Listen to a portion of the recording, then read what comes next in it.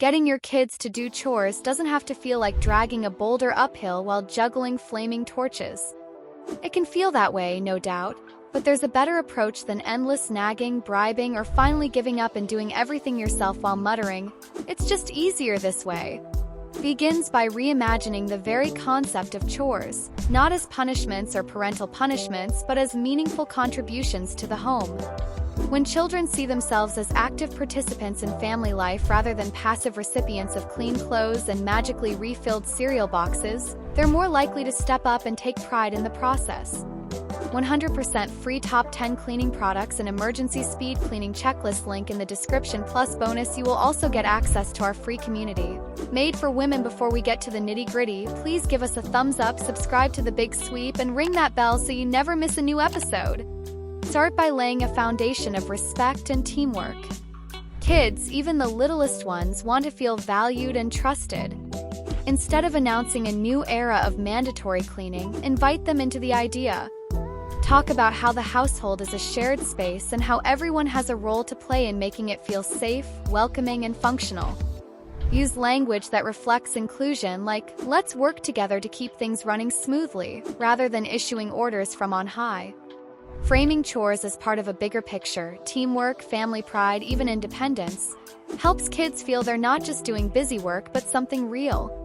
Next, assign age-appropriate tasks, because nothing derails a system faster than unrealistic expectations. A 4-year-old can feed the pet or put toys in a bin. A 10-year-old can sort laundry or wipe down surfaces. Teenagers, bless them, can and should handle full responsibilities: dishes, vacuuming, cooking simple meals, because you're not raising future royalty, you're raising future adults. When assigning chores, be specific. Clean your room is vague and invites confusion. Put your dirty clothes in the hamper, make your bed, and pick up everything off the floor gives kids a clear picture of success. It also prevents the inevitable "but I did clean it" standoff. Routine is your secret weapon. Consistency turns chores from special occasions, usually born of chaos or company, into a normal, non-negotiable part of daily life. Create a simple schedule. It doesn't need to look like a military campaign. Maybe it's a Saturday morning family cleanup or 5-minute tidy-ups before dinner each night. When kids expect chores as a regular part of life, they stop resisting the unknown. It becomes part of the rhythm, like brushing teeth or going to school. And when you stick to the routine, even when it's inconvenient, they learn that you mean what you say, which in itself is a powerful lesson. Incorporating choice can also work wonders. Whenever possible, give your kids a voice in the process. For a list of tasks and let them pick two. Rotate responsibilities so no one's stuck with trash duty forever. Let them choose the music while cleaning, or decide what time of day they prefer to get things done. Even small choices give them a sense of ownership, and ownership often leads to follow-through. Autonomy, even in tiny doses, transforms tasks from obligations into agreements. Then there's the question of motivation. Rewards are a hot topic. Some parents swear by them, others avoid them like sugar before bedtime. Key is to find a balanced system that reinforces effort without turning every chore into a paid gig. For younger children, sticker charts or point systems can build momentum.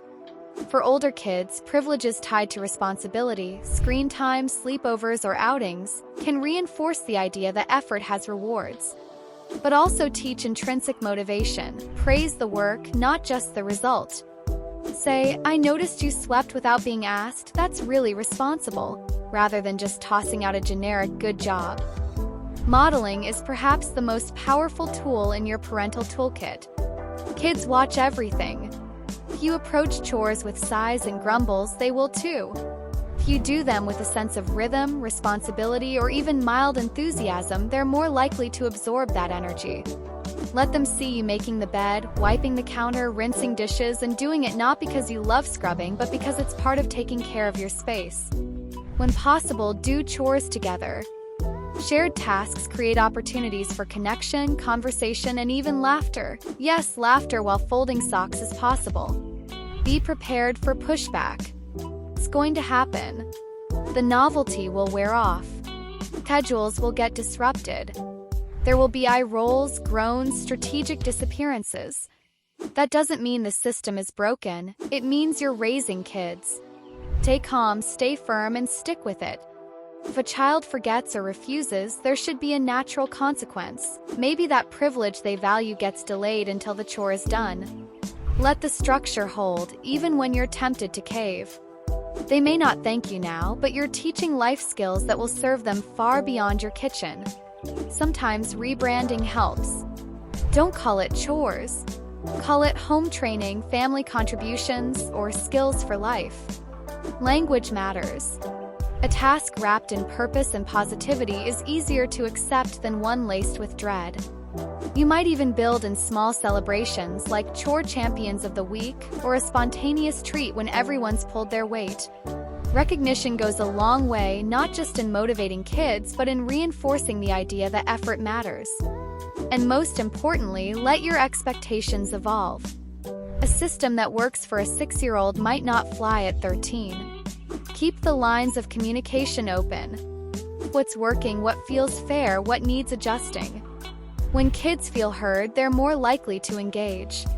At the end of the day, the goal isn't spotless floors. It's raising capable, responsible humans who understand that their actions affect the world around them. In truth, teaching kids to do chores is less about cleaning and more about character. It's about cultivating self-discipline, respect for shared spaces, and the understanding that being part of a family means showing up for each other. It's not always neat, not always quick, but it's always worth it. And when the day comes that they do a chore without being asked, not for a reward, but just because they noticed it needed to be done, you'll know it paid off. Click the link below to get your free Top 10 Cleaning Products Guide and your free Emergency Speed Cleaning Checklist. And join our free community.